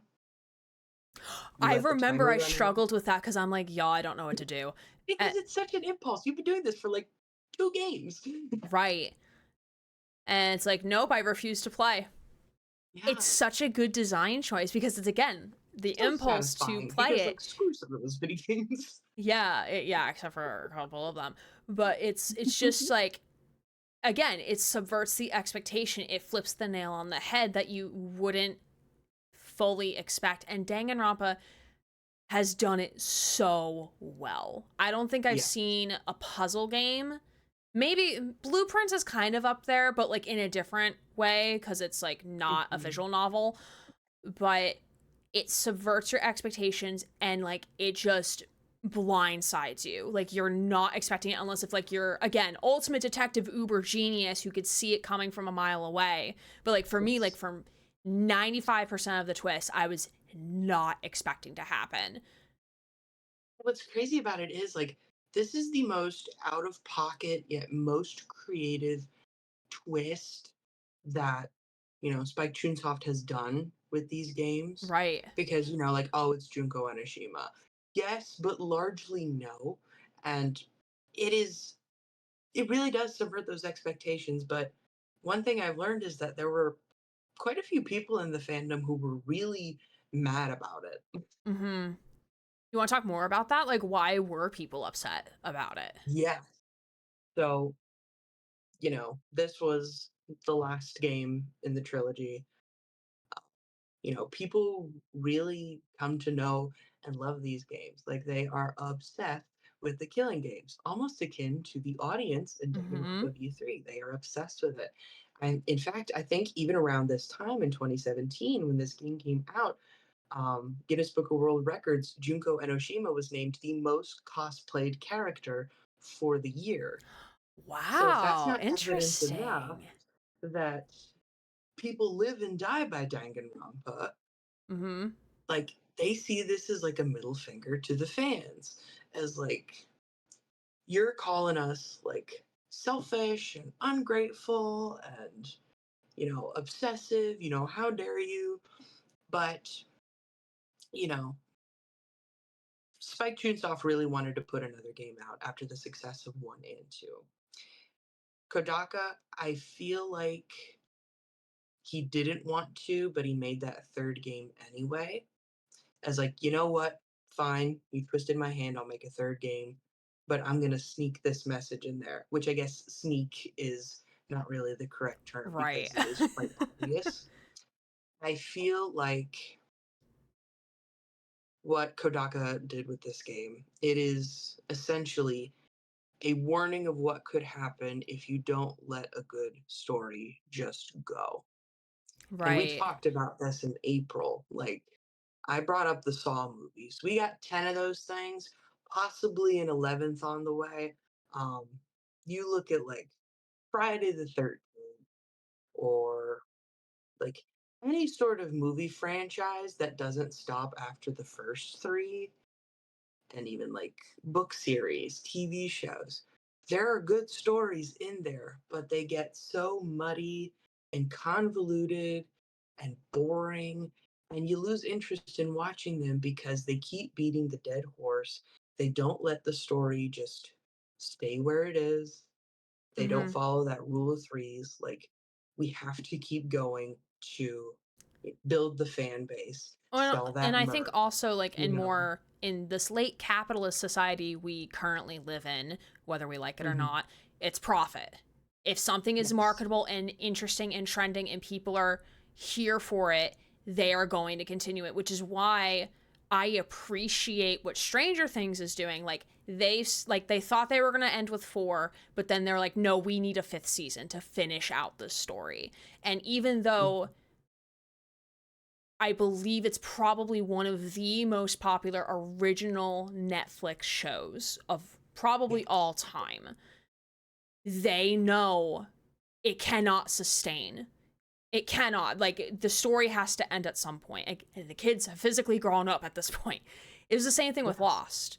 Like, the showrunners had the idea, like, they knew how it was going to end, but the network forced their hand to continue the series and create these uber convoluted plot lines that did not and were not originally planned. And then we're Yeah. finally like, we can't do this forever. This needs to end. And then we're finally given the clear to end the show. And it most likely did not end the way they wanted it to. And that's why the Yes. fan base is like torn about like how it ended. And people are like, well, I called it from the beginning, blah, blah, blah, blah. So I think Mhm. like you put it really, really well of like it's that warning, like he like with caution of like, yes, love the thing because we want to see you love the thing, but Mhm. like all good things must come to an end. Yes. And like you can have your fan games and you can replay those games over and over again. He's not saying you can't. What he is saying is like, we don't want this story to turn into cheap knockoffs and bad storyline, not naming names, beach episode of Danganronpa and Ultra Despair Girls. Yeah.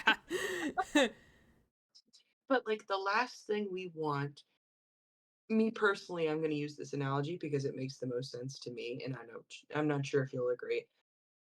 The worst it could be is like a Star Wars situation. Like, Right. how many movies, how many spin-offs, how much merch and lore. Like, I've never seen a single Star Wars related thing in my life, and I wake up happy that I didn't. That's me with Because Marvel. it's so, like, you want to build that fan base, right? Right. So just keep it simple because the more lore that you have and the more spin-off games and TV shows and films that you have, for a newbie fan, it is going to be so overwhelming. That's my struggle with Marvel because like when Yes. Infinity War and Endgame came out, like I was in the depths of college and crying in a practice room as a musician. Mhm. So movies, who knew them? And also I've always been a DCU girly. But Mhm. I was like debating like after I got out of undergrad, going into grad school, starting this community and meeting people, blah blah blah, of like, like I would love to watch like everything that leads to Endgame because like there's those iconic scenes. Like I want to understand why people loved Endgame and like Infinity War and like why those movies are so good. And then to realize there's like homework involved of watching. You gotta watch like 20 movies and like 5 TV shows and maybe read a comic or 3 and like understand like all of the stuff to just understand what is happening in like 2 movies. I'm like, Yes. okay, that no. Like, no, I can't commit. Because like I'm sure like it makes sense, and like I love stuff that's like world built to that extent, because like that was me with my original book that was originally a fan fiction that I turned into a novel of like, oh wow, like I have ideas for a trilogy and like a prequel sequel and like all of these like mini side stories like that relate to this universe. Yeah. But I can like from like a game perspective or just like developer's perspective, whatever creative outlet, like eventually it has to end. There has to be some end point, right? Especially like if you are the creator of the thing, like you're gonna die at some point. Like you're not gonna be able to create all these things. And you don't want to be the one to create all those things so poorly that you end up, your legacy becomes like you were a hack fraud, Right. you know? Yeah. Because like all those And even, things. Go yeah. ahead. Oh, and even just like peeking in chat right now, people are like, we can explain it simply, or there's just so much. And I'll make it clear there are people who do the homework and are super invested and don't mind watching all of these different movies to Or they've catch up to started speed. with it, or like they have been following Yes. along since the very beginning. Whereas like me, I would be like a baby to Marvel, Hmm. like never seen a Yeah. Marvel movie. And, and that's totally cool. I'm proud of you for that. What I'm thinking here is the vast majority of us can't do that. Right. Not saying we have like short But attention yeah. spans or Mm-hmm. anything, but we need to be able to digest information in a way that is not overwhelming or turns us off to something that we could potentially like. Mm-hmm.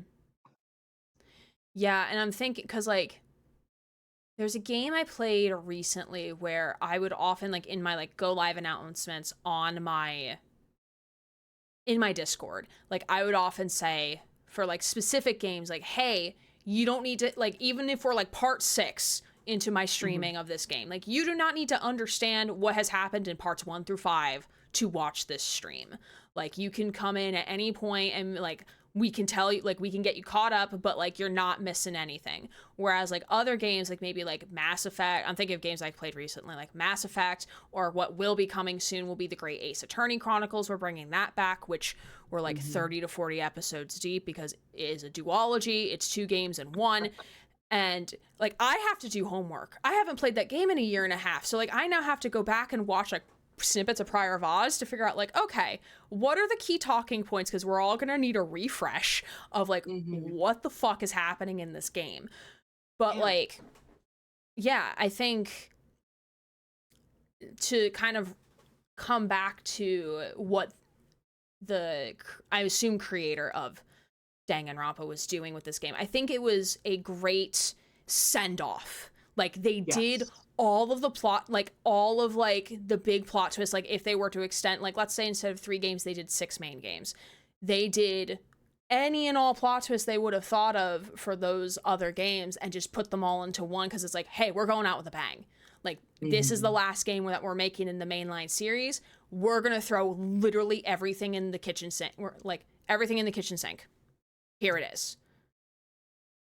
Now, this is something, if I could ask a question, Sure. if you're totally cool with that. Yeah, Um, okay. The interviewer is now getting interviewed. Okay, I'm cool with this. Yay! What's your question, my friend? So, thinking about firsts for the series as time Mm-hmm. has gone on, first time we see a protagonist get pointed out as the blackened, first time we see a female protagonist, first time we see a protagonist legitimately get executed. Have you ever thought of, like, if this were to continue, what would be a first that you would have seen? Because I feel like me personally, I know it wouldn't last very long, but like I would love to see a trial where someone who is pointed out as the blackened, that they get it wrong, and seeing those consequences, and maybe even go into like Oh. for ultimate survivor perk, where like we just see the same person going through game after game after game and getting away with it, and just like seeing what it does to them, like, mentally and how they form relationships, whether authentically, Yeah. inauthentically. Like, that would be really cool. That But would be that's just an fun. idea. Yeah, so you're suggesting like your first would be some like are you like you're playing as the Black End. Yes. Oh, that would be fun. That would be really fun. Right? Yeah. And Susie, I don't normally call out chat when we're doing this live just because on the VOD there will be no chat. But Susie did make mention to but Danganronpa and Dead by Daylight when? And 2 comments to that because I'm a Dead by Daylight junkie. 1, I did see someone make a concept piece of what would Danganronpa in DBD look like, and I was like Ooh. floored by how great it was, like of a concept, because it would be Junko would be the killer, but her power, because like all the killers have a power that's unique to them, would be the Monokuma bear. What, like a little robot that would like roam around and like kind of scout, I guess. Like I don't remember the details, but I was like, oh, this is great. And then like the survivors for that chapter would be like Hajime and Makoto and probably maybe Kyoko, who's like the detective from the first game. Just like, you know, adds like some gender neutrality here. Yes. I forget. Definitely. And like they also listed perks for each, the killers and survivors, which I don't remember what they were. So that was like my first thing. Like I saw that and I'm like, oh, this is cool. Like I'm here. Like this would be really, really fun. Like, that's a really cool idea. Oh, go ahead. Go ahead. Yeah, no, you're good. Go ahead. Second thing. So Dead by Daylight at their 10-year or like their 9-year anniversary stream back in like April, May, they released a year 10 timeline of like, okay, like this is when we're going to do major chapters. This is what's going to happen at each chapter checkpoint, etc. There is a chapter coming in November. And people have been speculating, like, I think I'm not sure if they said it was going to be a licensed or original chapter. I don't remember. But it's supposed to be like an original, like new things, like nothing building off. People have been speculating like Resident Evil Part 3 potentially, or like building off of like another character or something that they've already have. But there was a tweet put out by someone who is involved with Danganronpa that said November 15th, 2025, or like some November something date 2025, which happens to be the anniversary of Danganronpa, but also the alleged chapter release for Dead by Daylight. That tweet has since been deleted. So people are now speculating that this may be a Danganronpa chapter. That would be amazing. Which, like, I'm having chills thinking about it because, like, oh my god. Because, like, they brought Tokyo Ghoul. They brought the ghoul into Dead by Daylight. So, like, they've done anime. They have proven that they can take, like, an anime, Japanese-style anime character and convert it into 3D and can bring them into the fog. So it's not something that it's not, and like they did it well. Kaneki looks great. Like despite, like I know many people have opinions about how Kaneki plays in the fog, but he looks, his model looks great. They've done a really, really good job of like bringing his character to 3D. Yeah. So I have, if it is Danganronpa, I have perfect faith that, well, I know like they've messed up some character models in the past, but I have faith that they would be able to like at least bring them to be somewhat realistic in the fog of Dead by Daylight. But like it has me excited, has me super excited.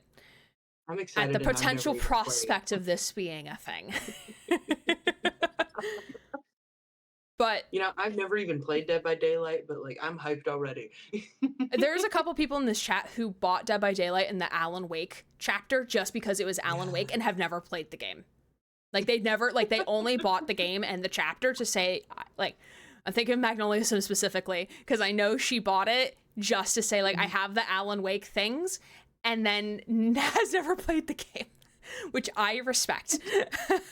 Because again, like you never know like when those things are no longer going to be in the store or not available. So it's like, I want the thing that I love, but I'm not going to play the thing. And it's like, that's fair. Fair But enough. it's like, would love to see it. Would love to see it. It would be so fun. And like, to go back to your question about like first thing that hasn't been done that I would love to see, like, and this might be because like I'm not a high schooler and I work at a college, and I always feel like I want to see more things on college campuses. Like I want it because like Life is Strange Double Exposure like was really like, I loved it because it was on a college campus, and I'm like, oh my god, like I work at a college, like wow, it's so cool. Like because like I love how colleges are designed. Like I think it's so cool to see like how they structure like their buildings and like all of that stuff. Like I just find it so fascinating.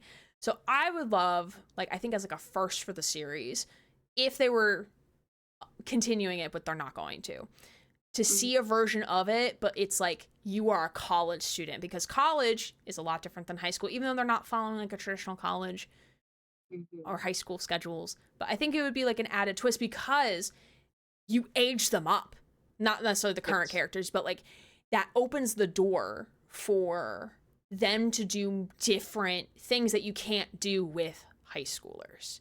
You can't you can do implied love interest because like that's what they did in the third game, but you can't actually really like comfortably so have characters not necessarily having sex, but like in a romantic relationship, because they can bring in like perhaps like there's, I almost said survivors like this was Dead by Daylight. You can have two ultimate characters who are dating, and that would be like maybe they've been dating for like since like high school or something, like like the ultimate high school sweethearts. Like wow, amazing.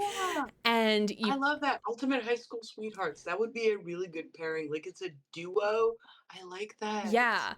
And like they dress really similar, like that type of thing, like because like that would be super cool. But like you can't do that with 14-year-olds because that feels weird, and also because like you're not out of high school yet, so like you can't be a high school sweetheart, you know, because like I have like one of my coworkers has been dating her current partner since they were like 14, 15, or like they've been dating for almost 10 years. They've been dating since high school. They dated through college, and now they're still together. So it's like super cute. Like they would technically, like I would classify them as ultimate high school sweethearts, because I was like, wow, like that's really cool. Like you've been together that long, like since a younger age. So a college version of Danganronpa, I think you could do a lot with it, because again, you have a campus, you have dorm halls, you have different halls. So kind of like the map of V3 where they have like these different areas, almost kind of like that in a way. And maybe like maybe it's not just students, maybe it's professors too. So you bring in like professors, you can bring in like support staff. So like what I do like as a academic advisor, you could have maybe like a dean being a character and trying to figure out like who the headmaster is, because like you would assume headmaster, mastermind, oh, it's going to be someone who has power, so maybe it's the dean. But maybe then you figure out like, oh, the dean was a bot, this person isn't like they're a sham, they're not actually like, they were like a nepo baby, they were bought in by like a hiring committee or something. Like you discover all these files, and you discover like maybe it's like someone else who like got them into that position or something like that. Like there's so much you could do. Which like just thinking about it, I'm like, oh my god, like how, like I need to theorize now. Like, oh my god, how would this look? So like a lot of these different locations, like compared to a high school setting or like an academy setting, there's so much more you could do with a college campus. Like there's more places to roam or potentially get away with things.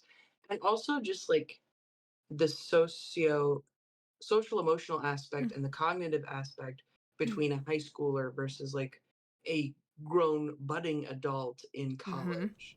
Like that would be kind of interesting to see too. Right. And especially because, and again, because like the population of students I work with is very different than like some other traditional 4-year schools in a way of their, like you can have like your traditional 18 fresh out of high school baby, because like, oh my god, like I'm almost gonna be 10 years older than these people now, like what? Like I hate thinking about that. And then you can have a 50-year-old who's in the same class, because Yeah. they're coming back for their education after X amount of years in the workforce. So you can have like a much wider range of people and experiences who are playing, again, because like, again, this is like a cosplay, like their costumes, they're playing characters. But again, like just the thought of like, wow, like you can have people of different ages and like backgrounds like in these roles, and seeing what the trials will come through and all of Yes. that.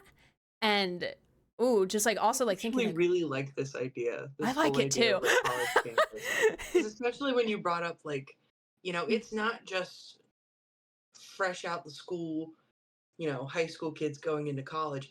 It's, a lot of adults who have figured out, like, I want to change my major, or I want to get my master's degree in this thing, or even those, stories of like 40 or 50-year-old men and women who are like, this is on my bucket list. I want to get my college Oh degree. yeah, we Let's do have we it. have many of those as well. Mhm. And then it also opens the door for grad students, grad student assistants, Ooh. PhD candidates. Like again, it's the gambit is so big. And like you can also have multiple seasons of doing college, because you can have like like professor edition or like staff stuff. Like there's so much you can do with it.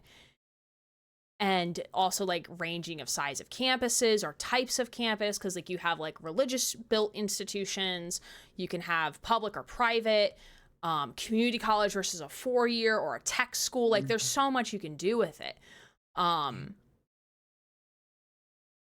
But also thinking like school branches too, because I went to a high yeah, university and I went to one of the branches, and it's like, if you right. had one of those games at like the different branches and the Athens campus going on at the same time, what would that look like? Wait, hold on.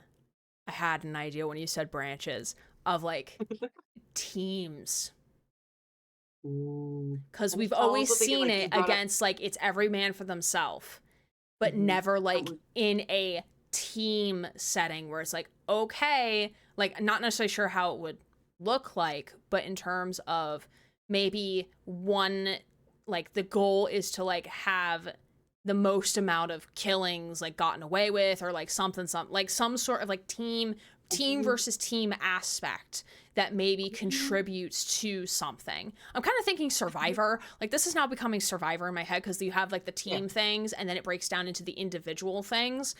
So, Yes. but like yeah, I like the branches. That would be fun. Yeah. I'm also thinking, because you brought up grad students, like alliances and cliques of like grad versus undergrad.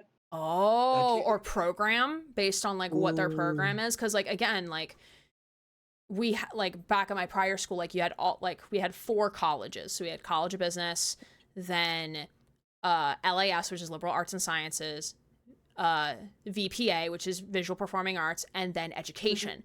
So you can have a line, like maybe you have 20 student, like maybe like you have like you start like college edition student version first, but you have Mhm. 5 students from each of the 4 colleges. So naturally they're going to be inclined to align with one another, but then you realize someone is the traitor. They kill they kill the musician or something like that, and it's the theater kid who kills them, because they're like, because I'm thinking back to like my college years where like we as the music kids, because we didn't have a theater program, we had a theater minor, but we had no Mhm. formal theater like major. We had a club, that was it. But we often had beef with the theater kids because they came in, took all of our spaces, like we had no Mhm. rehearsal space, like there was beef.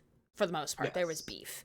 So like thinking of that like in a killing game perspective, like, oh, maybe maybe again the scripting, because it's a reality show, maybe there's prior beef in that backstory of the musicians versus the theater kids, because maybe like Mm.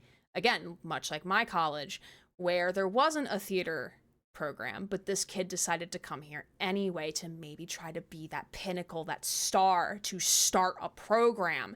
And then Yes. the musician had beef, and then maybe the theater kid kills the musician. But of course, the other VPA students are not going to think that. They're going to be like, what do you mean? Like, why would the theater kid kill one of our own? Like, we're all in this together. But Yeah. then they figure out, like, no, now we're down 2 people. I think we just came up with the plot of I Danganronpa think we 4. just came up with a plot of like 5 Danganronpa games. We'll have our place between 2 and 53. Yeah. This will be like around like season 30-ish, because I feel like that's when they need to break away from the high school for a little while. Yes. Wow, now I have to like write that down. Cause not like I'll ever write fan fiction about it, but like I just want to like think through it of like as just like as a thought exercise of like, Yeah. wow, like what would this look like? Out of like morbid curiosity. So I wanted like to kind of wrap out our thoughts about this, and we might have already touched about this, but I don't think I heard like your opinion. I don't think about what was your opinion about that final trial, like like whether it be like the first time you played it, like your opinion then versus now, or what are your thoughts, not necessarily this is what the intended purpose was, this is what was told to us, but how did it make you feel? What do you think about it? Well, after going through the 5 stages of grief 5 times over, Yes, um, I absolutely. I thoroughly enjoyed it. I thought it was, a very excellent send off. It really got the emotions riled up, and that's, because of the writing, the emotional investment I had in the characters, um, this plot twist that came so far out of left field it never went right. I am obsessed with it, and especially with endings that get very meta and break the fourth wall. Like, I eat that up.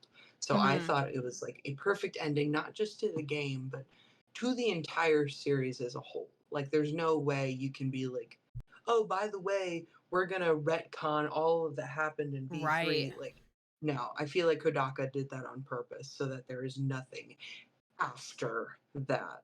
Like, beautiful, beautifully well done ending. Yeah, I agree. And I think I mentioned this before, like it is the perfect send off. It's the perfect way to not necessarily end the series, but like to put like a firm finale of like, okay, like if we make anything beyond this, it's going to be like mini games or like collaborations or maybe like a side thing to maybe if we wanted to expand more about the world, but there's no more from us. It is now on you to Yes. continue the legacy of Danganronpa. Um, and yeah, I think again, and my next question was like, do you feel this was a good wrap up to the series? And you said yes. Yes. A very good wrap to the game and to the series, I feel, despite the one game we shall not name, even though we named it earlier.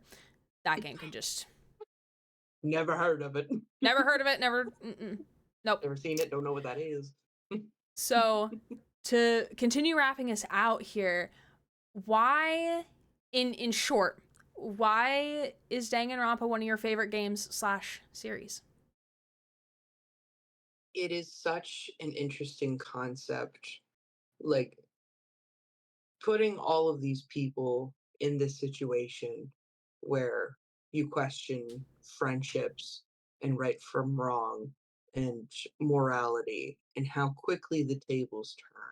This is something I've seen in the Saw movies, which have a very near place in my heart.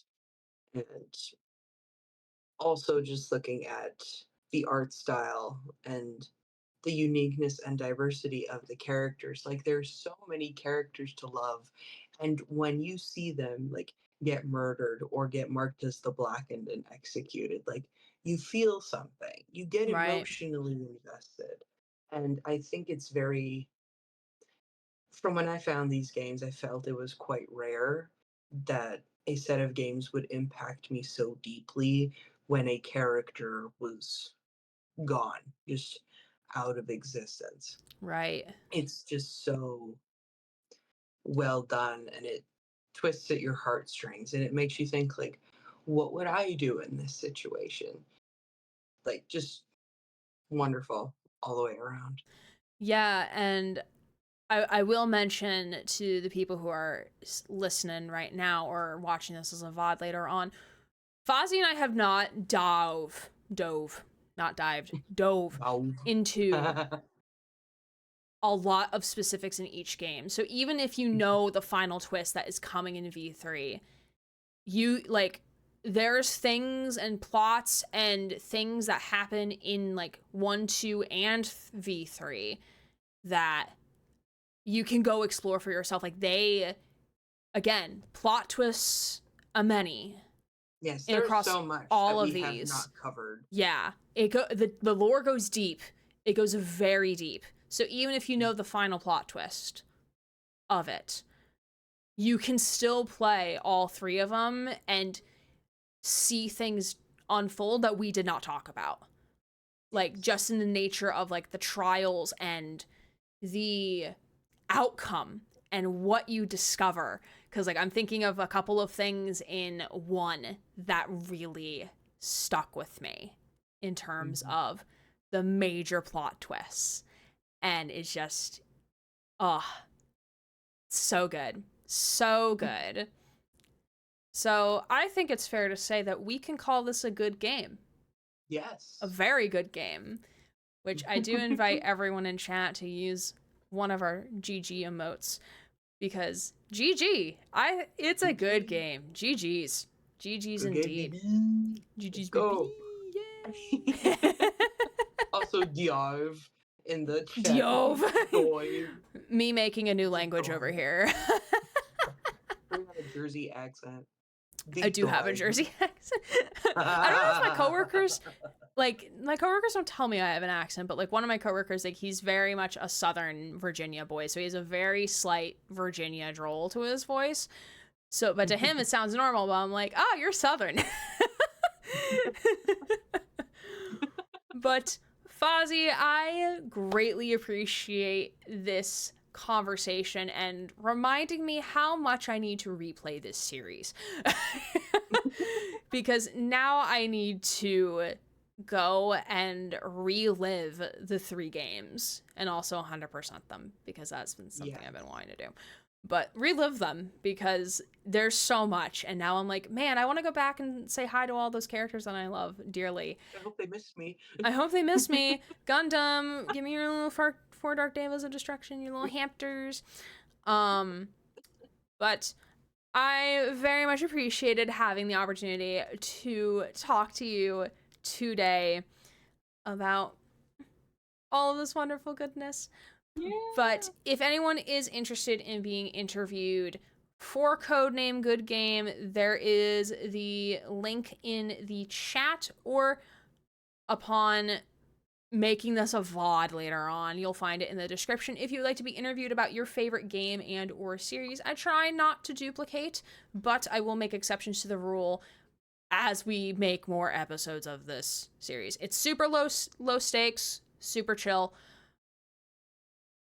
We take our time with things here because life happens. Yes. We get it, but we just have fun because I want to talk about favorite games with all of y'all, even if it's a game I've never played before. Yeah. But alas. And I'm so glad that you had me on here. It's been an honor and a pleasure. I'm so glad I get to share this game with you. Yeah, so happy, so excited. All right, we are going to transition to our stream ended screen. And again, y'all in chat, I'm using quotes for a reason. But we will see you all in another episode, which is another game of a Danganronpa game. That was not purposeful, I promise. But we will see you all later. Thank you so much for hanging out for Codename Good Game. Thank you, everybody. We will see you all Bye. in the future. My name is Erin Gray, queer writer streamer, signing off.